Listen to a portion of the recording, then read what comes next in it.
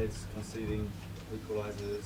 What's going on in defence, and how do you think? It's not defence. It's not defence. It's conceding as a team. So the lack of concentration or mistakes for the goals are moments, but you defend as a team as much as you attack as a team. So we concede because we switch off. And in a game which should be comfortably seen out at 2-0 up, and that's not to disrespect Sheffield United, that 2-0 is not the end of the story. And I was clear with the players at half time that this can either be 3-0, okay, then this could be nice, or potential 2-2 on our hands. So the disappointing fact is probably the first goal as much as anything, because that allowed it, but we only have ourselves to look at as a group, not individually. Frank, the substitution, the double late substitution at the time, it looked bold, it looked, Billy Gilmore coming on, the fans were loving it.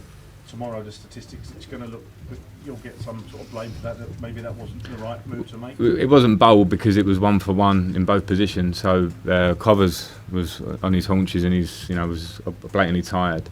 Billy Gilmore was a midfield player I've got on the bench, and Michi was to try and bring some energy to Tammy, who had been our best player clearly in the game. So other people can make what they want of that, but it wasn't I wouldn't be clever at 2-1 trying to actually see the game out. Just on that, Frank, not trying to labour the point, but on that, you do seem short in midfield. Is this because you've got such faith in Billy to come through and contend with the first team? I've got faith in Billy to come through. I think he's going to have a big future. But we obviously we have an injury with N'Golo in midfield, who we all know is a fantastic player for us. So Billy's on the bench. Simple as that. As we know, we have a ban. The squad is what the squad is. You've seen two senior midfielders go, and I know they haven't been involved last year either, with Drinkwater and Bakayoko. Can you explain the thinking? Danny Drinkwater had been here for 2 years and hadn't played many games, and was eager to go for his own benefit, which I thought was good for us. And Bakayoko similarly was here for 1 season and been on loan, and gone again to go on loan and try and bring himself back to where he wants to be. So that's it. But at the same time, it sort of plays into a lot of what you're trying to do, because your young lads are standing up, and as Tammy proved again today. Yeah, I mean, if you want to talk midfield players, we've got Jorginho, we've got Kovacic, we've got Kante, we've got Mount, we've got Ross Barkley, we've got Reece James coming back from injury who can play in midfield, and Andreas Christensen who can play in midfield. So I have to make decisions on the squad as a whole, and that's my job.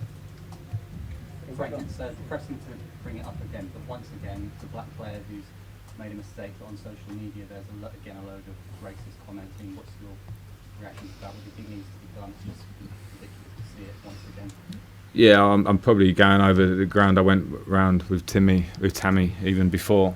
That firstly, it's the person who does it, wherever they're hiding from, and secondly, we have to look at social media and the platforms and give them some accountability to actually have people register who could be chased down for it. I think it's simple. Unless we get to that, then how horrible that conversation is, we're all going to get tired talking about it, because if there's no culpability to anybody, then anyone can say to anyone. I don't care if it's racism, could be calling names, could be homophobia, could be sexism, could be everything. If we allow it, then unfortunately in modern society it's out there, and it has to be dealt with.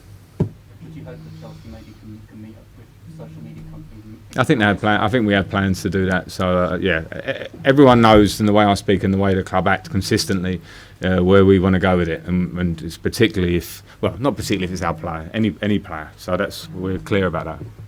Frank, on a different subject, Frank, Tomori, and you arrested Christensen. So just ask what you're thinking was behind that. Because I think Tomori has played very well for me last year, and training at a really high level, and I've got competition at centre back, so it was he deserved to play, and I thought he played well. So it was just a choice. Yeah.